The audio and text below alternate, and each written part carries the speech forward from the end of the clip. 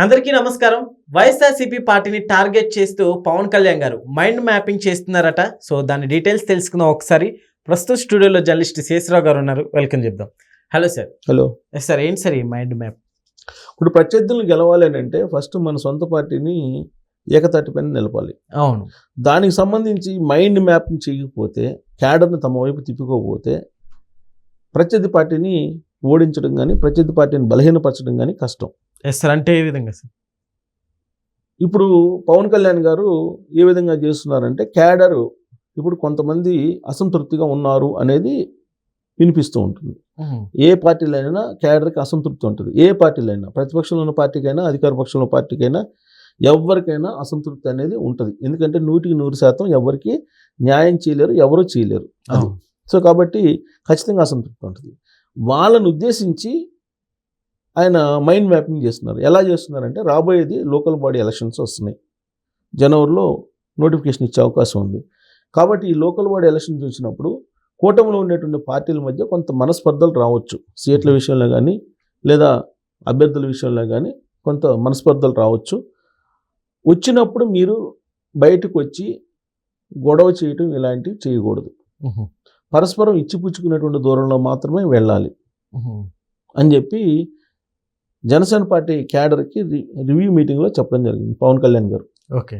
ఇప్పటికే తెలుగుదేశం పార్టీ ఎక్కువ పదవులు తీసుకుంది, మనకు తక్కువ వచ్చాయి అనేటువంటి ఒపీనియన్ తోటి కొంతమంది జనసేన నాయకులు ఉన్నారు. అలాంటి వాళ్ళకి క్లియర్ కట్గా ఒక ఐడియాలజీ ఇచ్చారు. జనసేన పార్టీని ఎందుకు పెట్టాను అంటే, అధికారం కోసం పెట్టలేదు, రాష్ట్ర ప్రయోజనాల కోసం పెట్టాను, ప్రశ్నించడానికి పెట్టాను. సో ఆంధ్రప్రదేశ్ ప్రయోజనాలు కాపాడటానికి మాత్రమే పెట్టాను, అధికారం కోసం కాదు. అధికారం వస్తే ఓకే, రాకపోయినా ప్రజల కోసం మాత్రమే పనిచేస్తుంది. ఇదే జనసేన పార్టీ సిద్ధాంతం. కాబట్టి మీరు పదవులు రాలేదనో, లేదా రాబోయేటువంటి స్థానిక సంస్థల ఎన్నికల్లో, సర్పంచ్ ఎన్నికల్లో కానీ, జడ్పీటీసీ ఎన్నికల్లో కానీ, లేదా ఎంపీటీసీ ఎన్నికల్లో కానీ, వీటిల్లో మీరు టికెట్ రాలేదనో, లేదా తిరగబడి రోడ్ల మీదకి వచ్చి గందరగోళం చేస్తే ఒప్పుకోను. రాష్ట్ర ప్రయోజనాలు అనేది ఇంపార్టెంట్. తన కంఠంలో ప్రాణం ఉండంగా ఆంధ్రప్రదేశ్ ప్రయోజనాల కోసమే నేను పనిచేస్తాను, దానికి మీరందరూ సహకరించి కోఆపరేట్ చేసి నడవాల్సిందే అని చెప్తూ, ఇప్పుడు అధికారంలో ఉన్నాం కాబట్టి దాదాపు 3200 మందికి నామినేటెడ్ పదవులు వచ్చినాయి జనసేన పార్టీకి. అధికారం లేకపోతే ఇవి కూడా రావు. ప్లస్ మాజీ సీఎంని అధికారంలో ఉన్నప్పుడు ఎలా ఎదుర్కొన్నామో గుర్తు ఉంది నాకు. మీరందరూ ఏకమై నిలబెట్టారు కాబట్టి ఇవాళ అధికారంలోకి రాగలిగాము. కాబట్టి ఇదే ఐక్యతతోటి రాబోయేటువంటి రోజుల్లో కూడా ఉండాలి. 15 సంవత్సరాల పాటు, మినిమం 15 సంవత్సరాల పాటు కూటమి కంటిన్యూ అవుతుంది. కూటమిలో ఉన్నటువంటి పార్టీలు భాగస్వామ్యం కొనసాగుతుంది. దీన్ని అర్థం చేసుకోండి.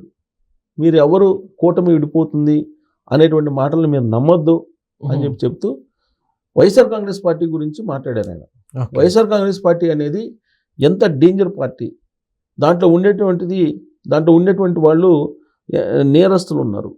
ఆ నేరస్తులను ప్రోత్సహించేటువంటి పార్టీ, అలాంటి పార్టీ ఉండకూడదు అని అంటే మీరందరూ ఖచ్చితంగా కలిసి రావాలి అనేటువంటి ఒక హితబోధ చేస్తూ మైండ్ మ్యాప్ చేశారు. వాళ్ళల్లో జనరల్గా మనకు రాబోయే రోజుల్లో మనకి పదవులు వస్తాయి, లేదంటే జడ్పీటీసీ ఎంపీటీసీ పోటీ చేయొచ్చు, కూటమి ఉంది కాబట్టి మనం గెలుస్తాం, ఇలాంటి ఆశలు చాలామందికి ఉన్నాయి.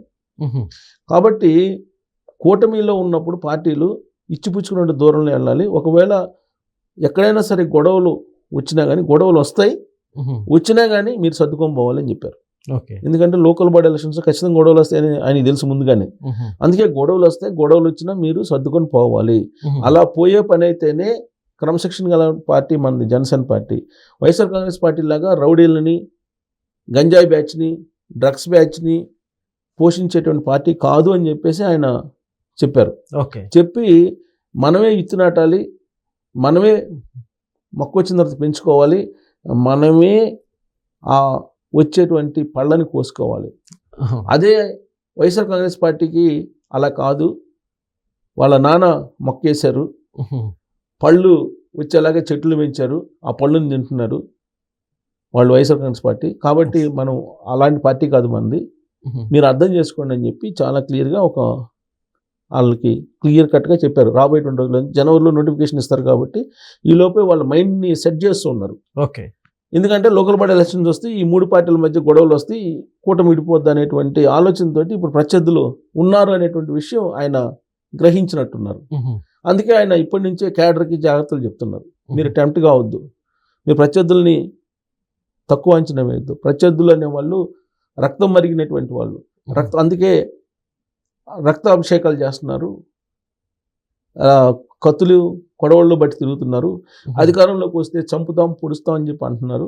కాబట్టి ఇలాంటి వాళ్ళని ఆంధ్రప్రదేశ్లో ఉండనిస్తే అది మీరు అన్యాయం చేసినటువంటి వాళ్ళు అవుతారు. సో జనసేన పార్టీ అందుకు సిద్ధంగా లేదు.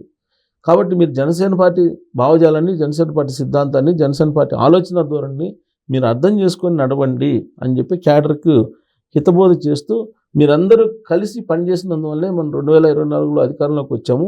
వీర మహిళలు ఉన్నారు, అలాగే జన సైనికులు ఉన్నారు, మీరందరూ అర్థం చేసుకోండి అని చెప్పి చెప్తూ వైఎస్ఆర్ కాంగ్రెస్ పార్టీలోకి వెళ్ళినటువంటి లీడర్స్ మంచి వాళ్ళైనా సరే వాళ్ళ మైండ్ సెట్ మారిపోతుంది.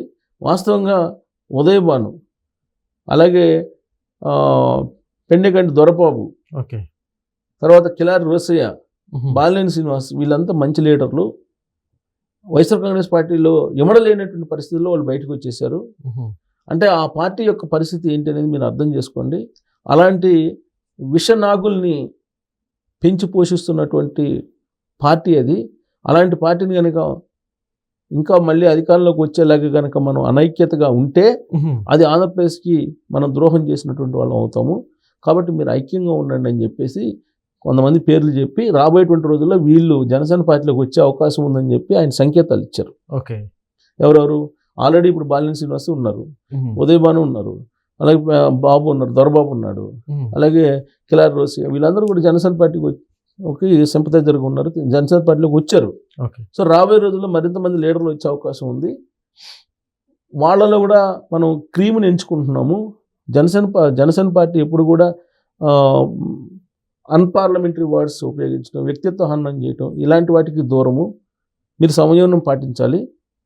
ఒక నిబద్ధతతో కూడినటువంటి ఒక పార్టీ, ఒక ప్రభుత్వాన్ని మనం తీసుకెళ్ళాలి ప్రజల మధ్యకి. అంతే తప్ప చట్టానికి, రాజ్యాంగానికి విరుద్ధంగా నడిచేటువంటి పార్టీలను మనం ప్రోత్సహించకూడదు, రాజ్యాంగానికి విరుద్ధంగా మనం నడవద్దు. సో కాబట్టి మీరు చాలా జాగ్రత్తగా ఉండాలి, బాధ్యతగా ఉండాలి. ఎంతో బాధ్యతతో సేవ చేసేటువంటి అవకాశం మాత్రమే జనసేన ఇస్తుంది తప్పితే మీరు వైఎస్ఆర్ కాంగ్రెస్ పార్టీ వాళ్ళు చేసేటువంటి వ్యూహాలకి, వాళ్ళు చెప్పేటువంటి మాటలకి, వాళ్ళు పన్నేటువంటి కుట్రలకి మీరు పడద్దు అని చెప్పి ఆయన హితబోధ చేసి మైండ్ మ్యాప్ చేశారు. Okay sir, thank you.